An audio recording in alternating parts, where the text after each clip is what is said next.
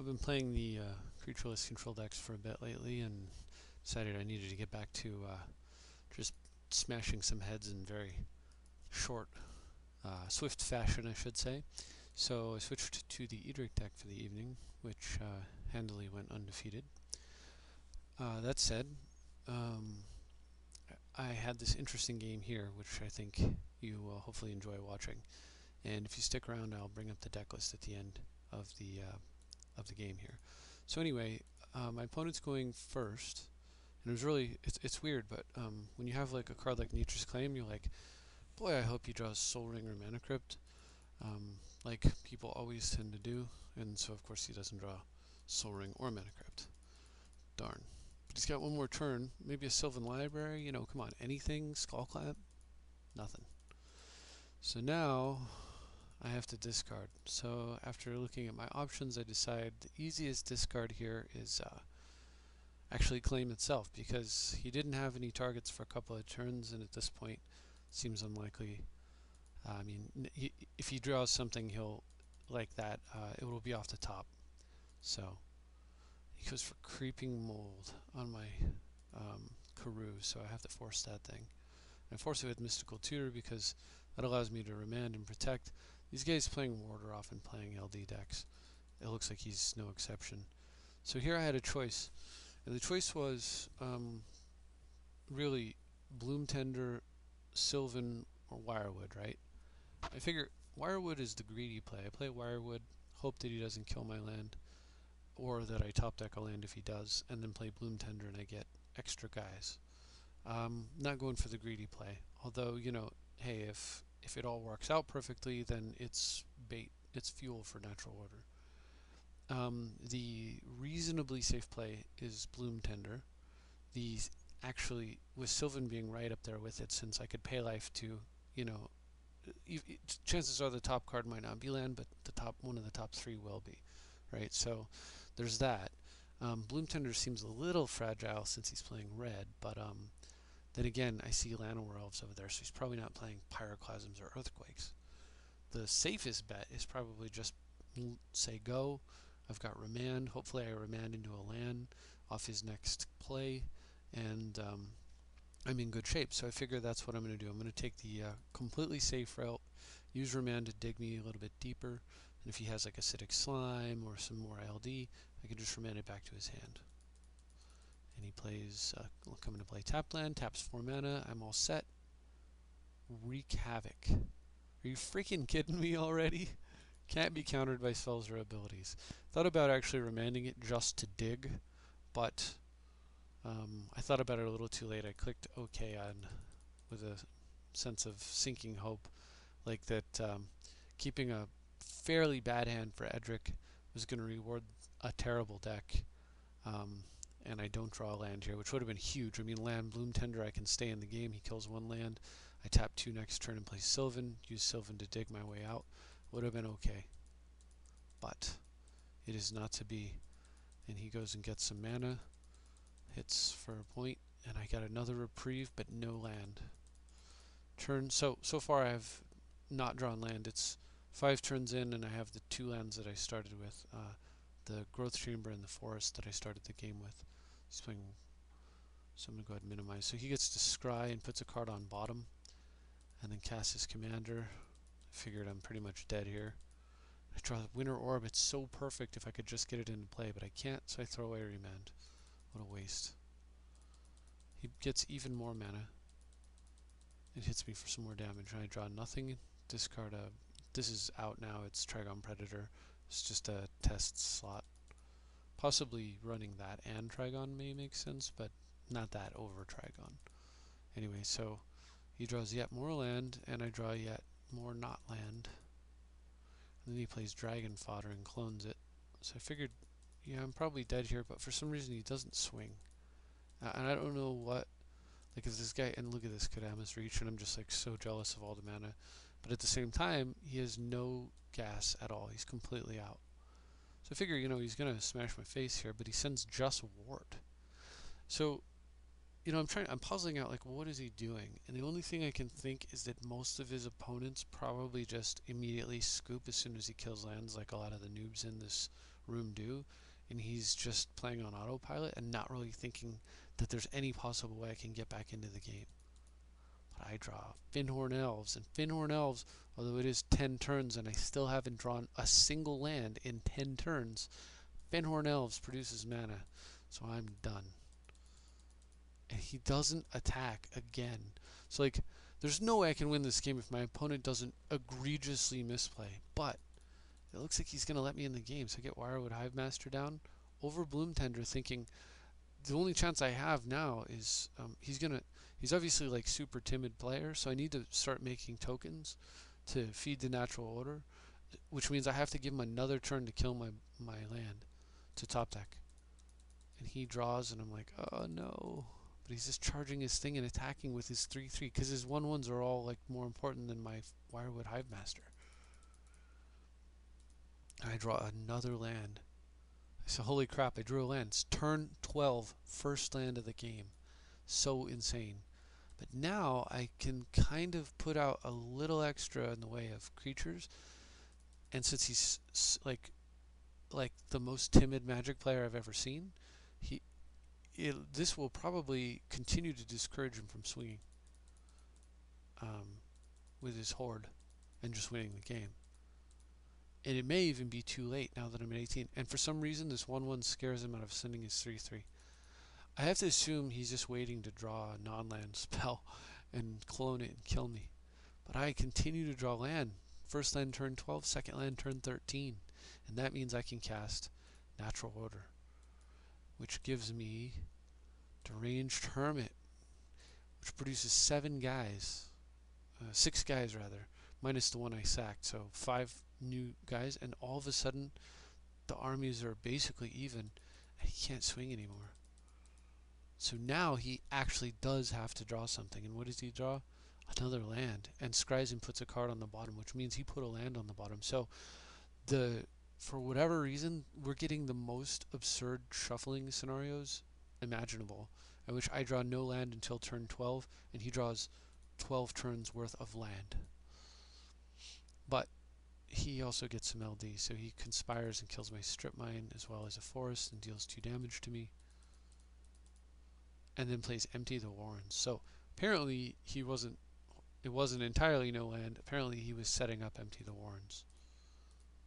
And then he further misplays by not copying the Empty the Warrens, which means he's not going to get to Storm again. So he does get a bigger army, 6 more guys, but he could have copied it and then got 8 more guys. Yeah. So anyway, 8 more on top of the 6 more, if you follow what I'm saying. Anyway, so Hermit dies because he killed my mana off. But I draw another elf, and an elf for me is 2 creatures. So it makes it kind of look like I have a lot of creatures in play when I really don't compared to the size of his army. And I go ahead and regrow Simic Growth Chamber because I have to get blue mana at some point. Obviously, like my mana flood of drawing 1 land on turn 12 and 13 is clearly dried up. I can go back to the no land ever situation. While his flood, realistic flood is apparently not dried up. And I top deck Soul Ring, so it's not a land, but I assured an extra land drop with that Simic play, and I'm able to do this. Because it's a Soul Ring, 2, 4, 5, 6, 7, exactly. The card I've been holding since turn 1. I clean out his army and send in for damage with everything, except for the 1 insect, just in case he has something big and hasty. Gaia's Revenge, or I don't know, maybe something without trample, ideally. So he replays his elf, but that just gives me another insect, and then his wart, which gives him 2 goblins again. It's fine. And he casts Moonbelly Acid Moss with Conspire, so he can go get 2 more lands, and of course set me back. So if I hadn't drawn the Soul Ring right there and made that play immediately, this game would been in a much nastier spot. And of course, now I don't have any lands again, so I cannot play this Arreo. I have 1, 2, 3, 4, 5 mana, so I could play Sword and equip it and attack. But I decide a better play for me is probably get the orb down now, get the Sylvan into play so I can go find some blue. And that shuts off, 1, 5, 6, 7, 8, 9, 10, 11, 12, 13 of his lands there. And that might actually kind of, that along with him casting spells could put enough pressure on his mana base that he'll slowly fall farther and farther behind under the orb. And eventually, it's like quicksand. It's like the harder you fight against it, like you say, by casting big, expensive spells to win the game, if they don't actually win, the deeper you fall in the quicksand with the orb, the more you struggle. So what does he do? Top decks like a champ, finally. He draws a terrible card for me, Revive, and then misplays it like as he's been doing all game. So he conspires the Revive. He revives targeting Creeping Mold, which I totally agree with, and then conspires and does not target Wreak Havoc or Skyshroud Claim or Mon Valley Acid Moss. No, he targets where is it? Sakura Tribe Elder. I mean, at least target Kodama's Reach, who could put 4 extra lands into play. STE gets 1. Craziness. I don't understand it at all. So he burns a bunch of counters and kills both my Winter Orb and my Soul Ring. Again with the LD, and gets himself out from under the Orb Trap. But Sylvan finds me a Snapcaster and an Island, and I was thinking, so I pay for life for the blue, and I was looking at it, if I play Snapcaster, Bloom Tender taps for 2. I've got the Elvish Mystic, that's 3. I'm 1 mana short from playing Snapcaster, Regrowth, Winter Orb, which would be a complete bomb in this situation, dropping him down to almost no mana. Unfortunately, I look and look and look, and there's just no way I can do that. I cannot pull that off, but he's set me up for a different play, a very excellent play, because he's tapped all of his guys to pay Conspire costs, and I just drew blue. So, down comes Edric, Spymaster of Chest, and he gets to work. I also get a free insect for that. And before I tap any more mana, here comes the team, and he decides not to block any of it.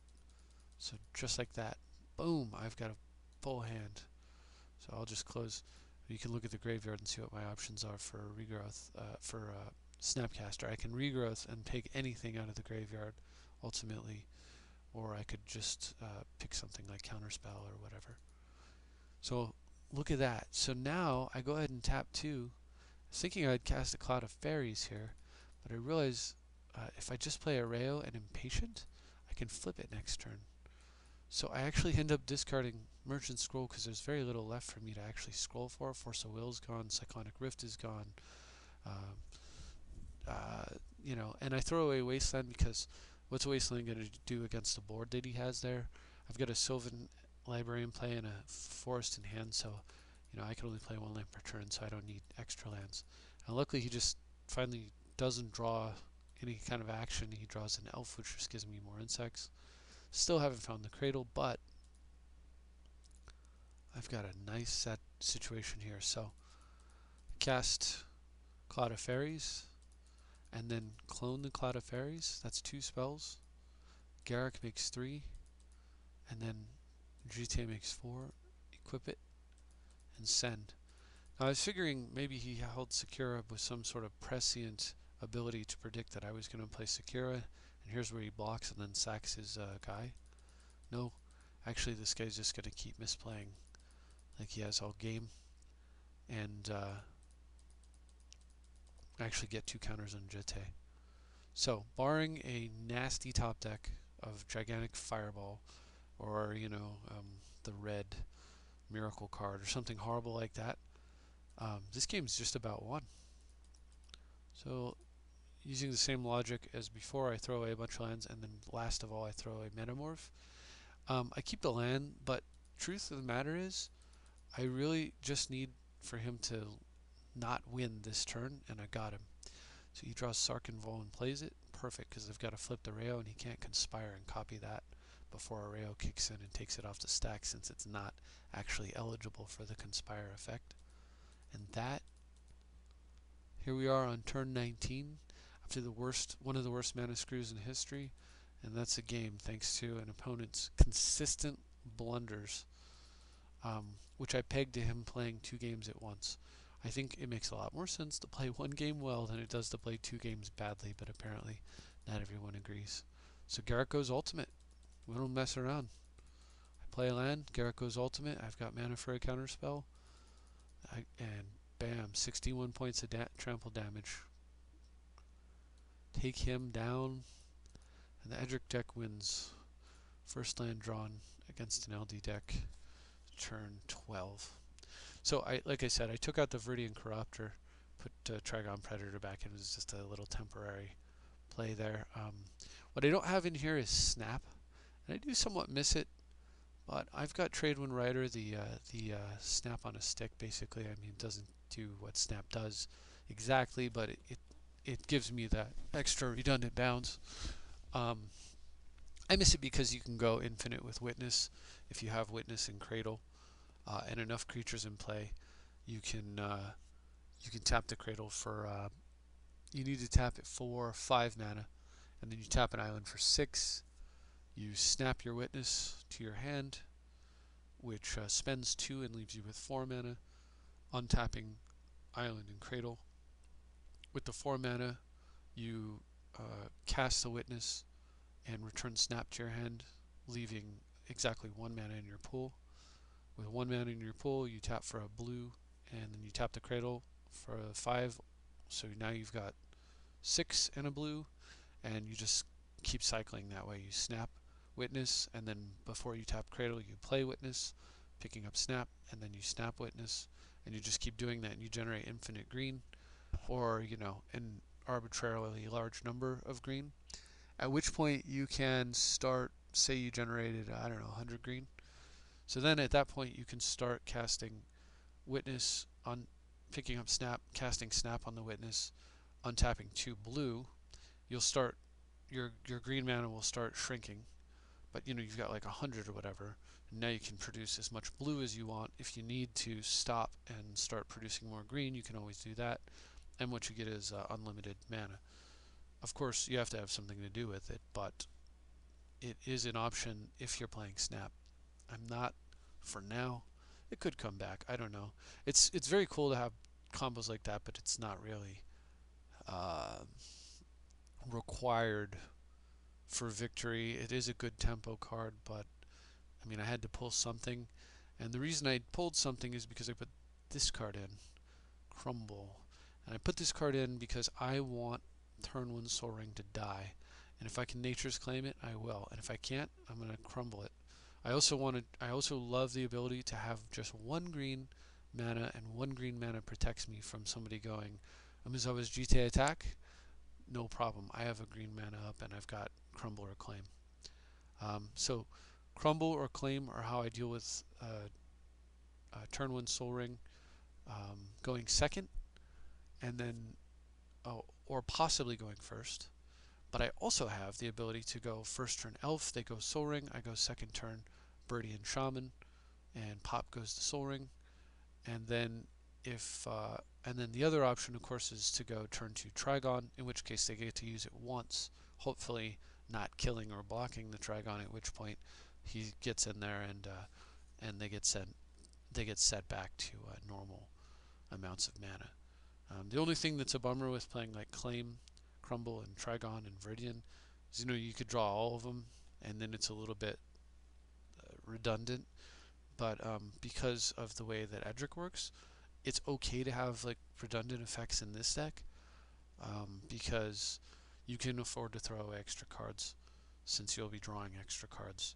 But when the redundancies are answers to power plays, I think it's well worth it. Because if the opponent isn't able to ramp past me and beat me with powerful things that they shouldn't be able to play, then I think that the Edric deck will win just about every time. So the other card that might be snap if I wanted it to be, perhaps, would be memory lapse. I could pull memory lapse and make it snap if I was going to. I'm about as certain as it gets, really, without being.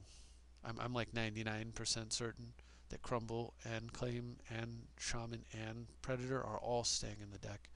That other Viridian that I was testing, the green one, might actually also make it into the deck. Or Uktabi Orangutan if I want even more early defense against that type of thing. Or something like maybe Mental Misstep could, or Spell Pierce could. But I think I'm okay for now. And really it just comes down to, at this point, do I want Snap for the potential to combo with Gilded Drake, as well as the tempo stealing capabilities and the potential infinite mana combo? Or do I want to leave Memory Lapse in the deck and just have that, better counter spell, better top deck card when you're in a winning position, which Edric often is, that kind of a deal. So for now, it'll be Lapse. But that's about it. Hopefully you did enjoy the video there. I hope you liked seeing the bad guys lose, which, bad guys are bad decks, basically.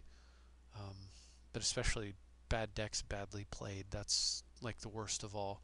And losing to something like that is perhaps the most frustrating thing of all. So I'm glad that I won.